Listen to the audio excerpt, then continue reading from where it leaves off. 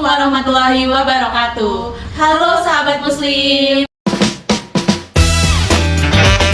Bertemu lagi dengan kita, aku Dinda Resa Sasabila. Dan aku Jasmine Anhira. Nah, di podcast hari ini kita akan membahas suatu topik yang gak akan ada matinya. Dan dari tahun ke tahun itu selalu ada masalah gede tentang ini. Apa itu, Jasmine? Nah, masalahnya itu tentang rasisme dan Islamofobia. Nah, kenapa sih kita decide untuk mengangkat itu di topik kali ini? Karena baru-baru ini ada suatu peristiwa genosida di antara Palestina dan Israel. Nah, hal ini tuh menimbulkan berbagai demo khususnya di Amerika Serikat itu. Betul banget, karena banyak sahabat muslim kita di Amerika yang tentunya kena rasis oleh penduduk sana. Iya, mereka tuh terkena rasisme karena memperjuangkan hak-hak umat muslim, even bukan umat muslim yang ada di Palestina itu. Betul. Nah, untuk menambah pengetahuan kita tentang kali ini, yuk langsung aja kita undang narasumber yang keren-keren banget dan juga pernah mengalami yang namanya rasisme.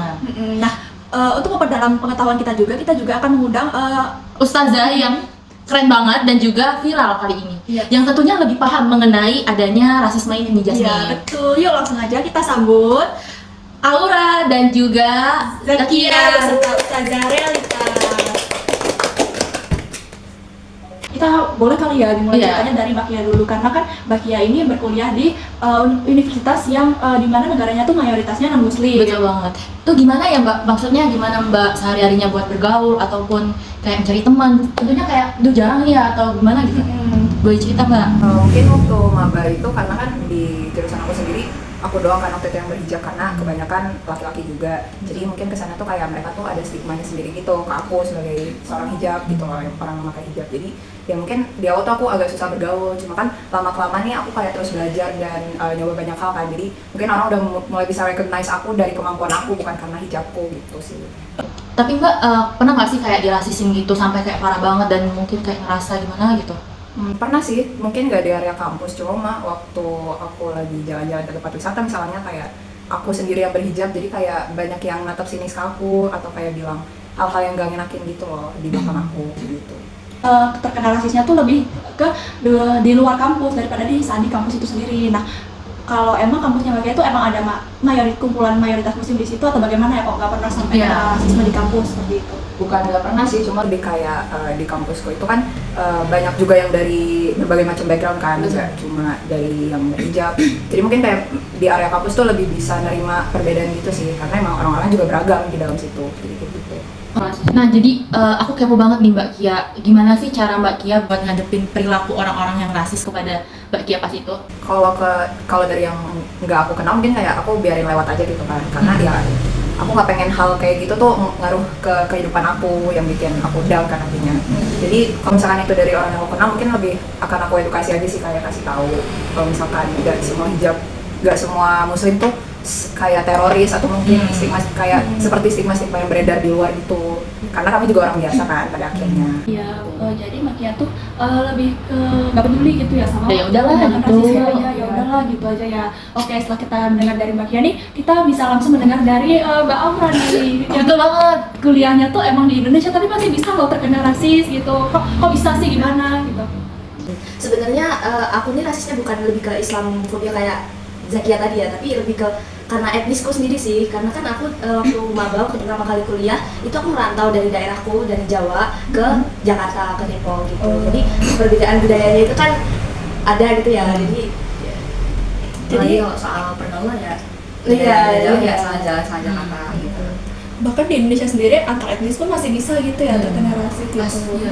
Boleh ceritain dong perlakuan rasis yang Mbak Aura dapatkan dari yang Mbak Aura itu? Jadi kan kalau di kelasku sendiri kan juga kebanyakan orang luar Jawa gitu ya kan, ngomongnya kan juga bukan bahasa Jawa karena di luar Jawa juga. Jadi waktu itu pas aku masih jadi maba itu kayaknya abis kita kelas itu kan teman-temanku itu mau makan siang, kan aku juga mau ikutan, mau join lah gitu. Tapi waktu aku ngomong ke mereka kalau aku mau ikutan ke kantin itu secara mentah-mentah mereka kayak nolak aku gitu. Jadi aku juga agak kaget loh, kok gini gitu kan, karena mereka nolak aku karena aku pakai bahasa Jawa yang menurut mereka itu ya nggak tahu lah, karena ya. Terus pada akhirnya sih aku juga kayak bodo amat, karena kalau dipikirin kan juga ganggu kuliahnya, ganggu kehidupan kita sehari-hari. Soalnya kan kita di daerah perantauan harus survive gitu kan sendiri. Jadi aku kayak menghilangkan lah pikiran-pikiran negatif itu, kayak nyari teman yang lebih mudah open aja sama aku gitu. Nah, Jasmine, kita udah denger nih cerita hebat dari dua narasumber kita. Nah, oleh karena itu kita lanjut aja nanya ke Ustazah Ria mengenai permasalahan rasisme yang beredar ini. Iya, sebagai orang yang lebih tahu gitu ya, bagaimana sih pendapat Ustazah Ria? Sebenarnya dari Mbak Kia sendiri dan Mbak Aura sendiri itu juga sudah untuk tidak berusaha untuk tidak mempedulikan atau menyebabkan yang sekiranya itu membuat pertengkaran atau bisa sampai ke peperangan, itu kan juga bahaya ya. Nah, sebenarnya cara-caranya itu banyak kan ya, bisa dari sisi pendidikan maupun dari sisi sosial. Oke, kalau dari sisi pendidikan sendiri, karena kita semua kan mereka mahasiswa tuh sebagai anak-anak kita, gimana sih nanti diberi pendidikannya agar tidak menjadi orang yang rasis kayak gitu. Gimana tuh Mbak? Oke, jadi kalau misalnya Islamofobia dan rasisme itu sebenarnya tidak jauh berbeda ya. Mereka itu sama-sama diskriminasi terhadap etnis atau ras tertentu.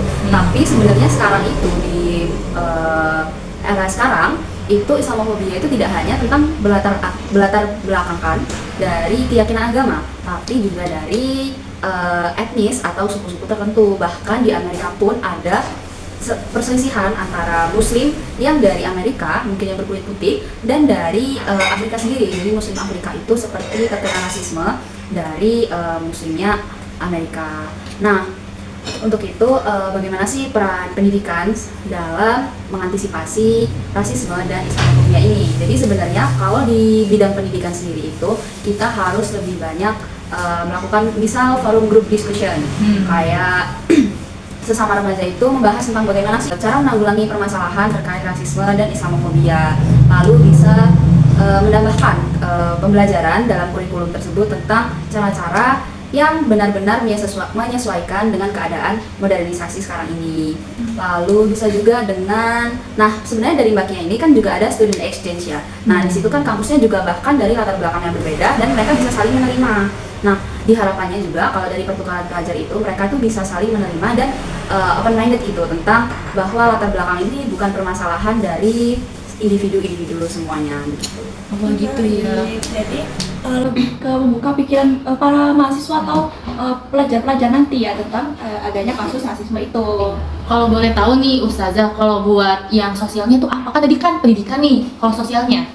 Nah kalau sisi sosialnya sih sebenarnya kan harusnya tuh saling terbuka satu sama lain ya. Misal dari suku yang berbeda masing-masingnya mau mempelajari dari suku yang lain. Oh budaya kalian tuh kayak gini ya. Terus kebiasaan kalian tuh kayak gimana sih? Nah nanti tuh mereka bisa kayak saling melengkapi gitu. Oh ternyata sisi positifnya bagus juga ya. Terus sisi negatifnya harusnya ditinggalkan seperti itu. Nah sebenarnya ada dalilnya, itu juga Quran Surat Al-Hujurat. Mereka itu menjelaskan bahwasanya dilarang untuk mengolok-olok kehormatan orang lain atau suku atau ras lain dan menjunjung tinggi kehormatan sesama manusia.